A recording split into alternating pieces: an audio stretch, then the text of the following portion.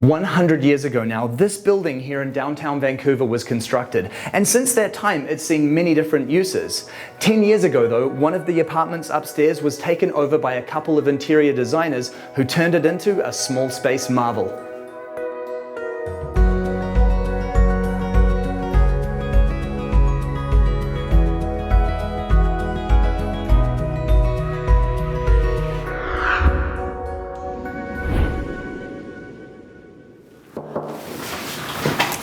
G'day, Chad. Bryce. How's it going, mate? Welcome. Thank you. Great to meet you. Hey, Kelly. Hey, Bryce. Lovely to meet you. Nice to meet you. This apartment is beautiful, and you guys are in a really neat part of town as well, aren't you? We are. We feel we're lucky to live here at Gastown. How was it that you came to be living here in this apartment? We actually bought the unit before it was converted to condos about 11 years ago. And we were the first ones in line when they were pre-selling them before they did all the construction. We were definitely more attracted to the area than the apartment. We lived up the street, and we knew we wanted to be in a more grittier part of town rather than more polished and refined. I think for us the big thing here in choosing the apartment this size, at the time we had just started our design practice and we needed somewhere affordable to live. So this was actually it was the smallest unit in the building and the most affordable. So that's why we bought it, and we actually saw a lot of potential. It was over 100 years old. We used to be an old shoe factory, and when they converted it to condos, they did a really nice job of keeping the loft spaces really open and clean. And for us, that was a nice starting point because we were able to envision being able to put things in the space and put storage in the space that would work for us and how we lived.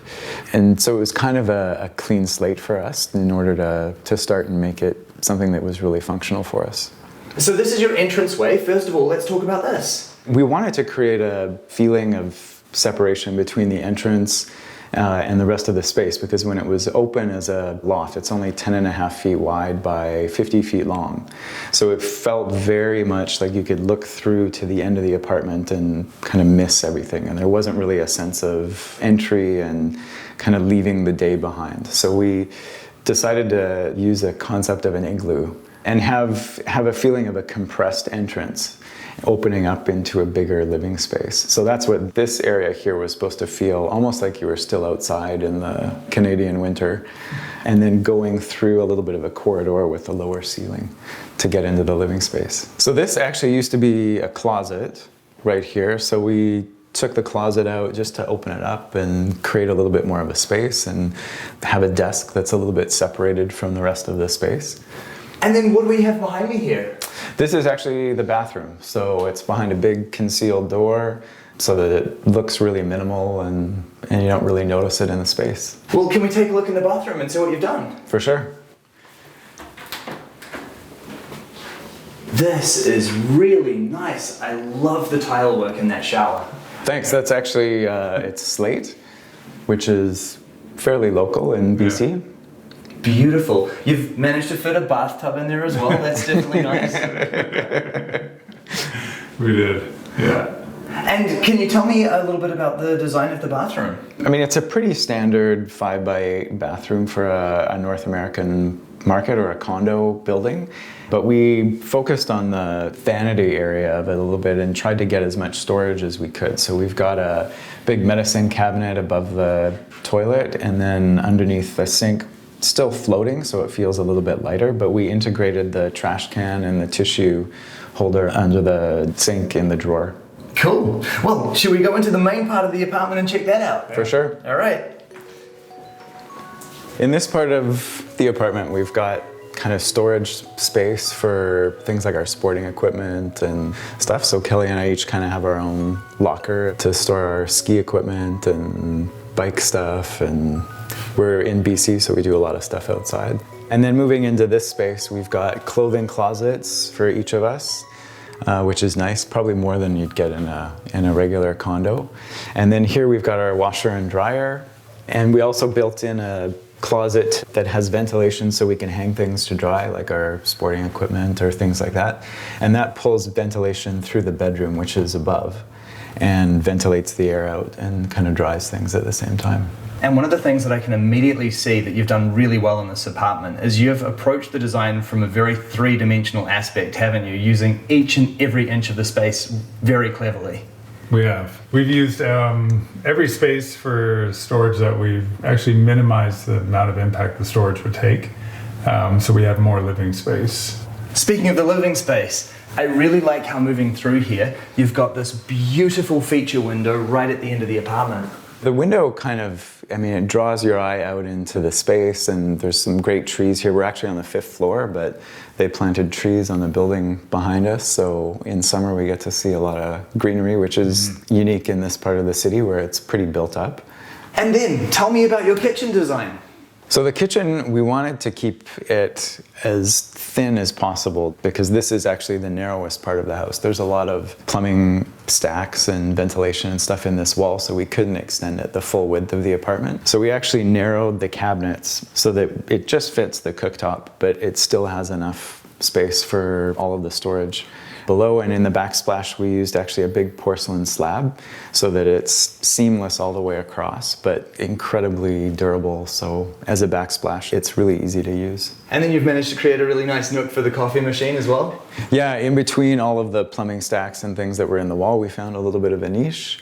So we reclaimed a little bit of square footage from the apartment and we're able to create a little bit of a niche to keep some stuff out of the way. We really like to live pretty minimally and not to have a lot of stuff out, so it's nice to have the essential espresso machine and Vitamix tucked away.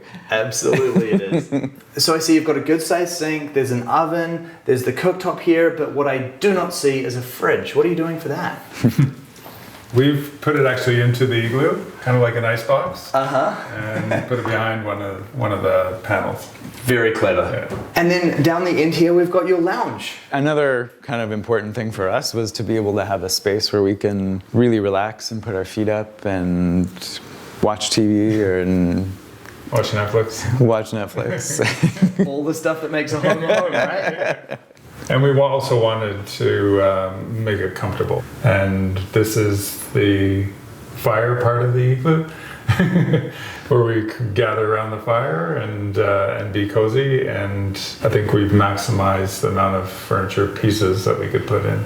There's definitely a lot of furniture in here, but at the same time, it doesn't feel too much, does it? It does all fit really well into the space. Took a long time to find the right Yeah. pieces that were the right size and everything that fit. In a space like this, so many people, they think about small spaces and putting in a bunch of small things, so small pieces of furniture.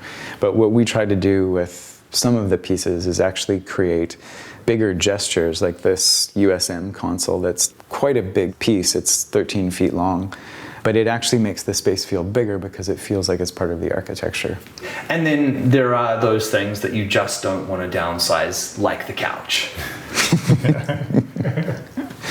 We did need at least a 3-seater sofa to be comfortable. Yeah. Now, I know that you mentioned before that somewhere above all of the storage, you've managed to fit a bedroom, but I see no stairs, no ladder, no bedroom, no way of accessing it. How does that all work?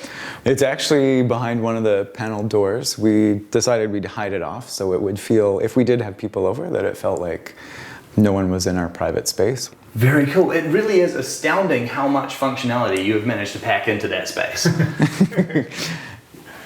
It is. So we actually designed the height of this area here and the entryway so that we'd have a couple inches above Kelly's head.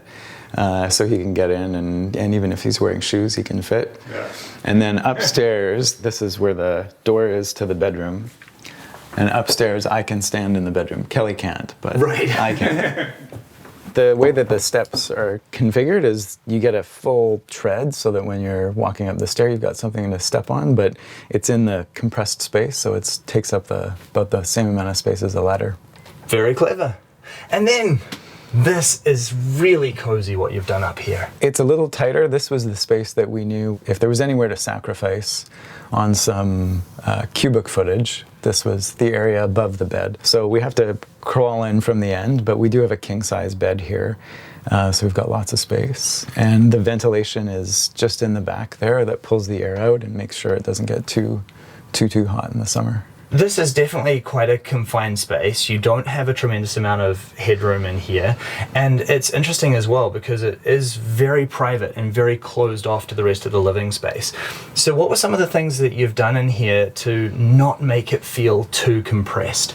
We put in a big bookshelf across the side of the bed because we had enough space. We've got storage on the other side. And then we put some lighting up in these are some steel beams here that run across, and that lighting just kind of helps illuminate the space a little bit. But one of the things that we love about this space is that when you turn the lights off, it's completely black. So sleeping in here is amazing because it's so dark. So you've been living in this apartment now for 11 years. How's that all working out for you? Really well, actually. Yeah, we have more storage than we need. We have actually separate spaces to get away from each other, and we can entertain, so it's perfect. Living in a small space really affects how we consider space.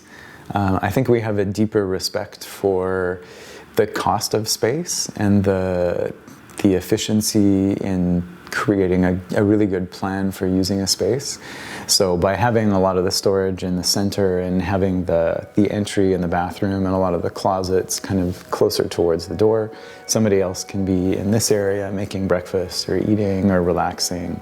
And we're nice and separated because of the storage space.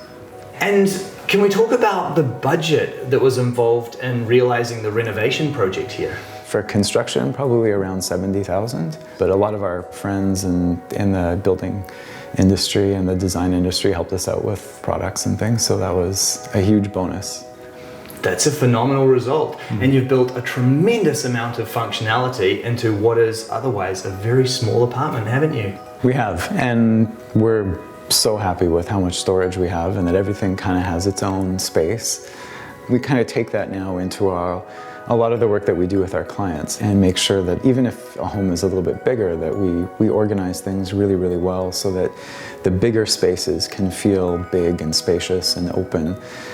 If all of the storage is really well planned and organized, and there's things for everything. You have both done such a brilliant job with the design of this apartment. It's definitely a compact space, but you've managed to build so much functionality into it, and it really does feel light, open, spacious, and very welcoming. Thank you so much for sharing it with me. Thanks for coming. Yeah, thanks for coming. Thank you. Chad and Callie have done a brilliant job with the renovation of this apartment. What's really interesting to me is the way that all of the functionality has been so compactly placed into this igloo feature, which just leaves so much open area with the rest of the apartment. This is a space that truly has been exceptionally thought out.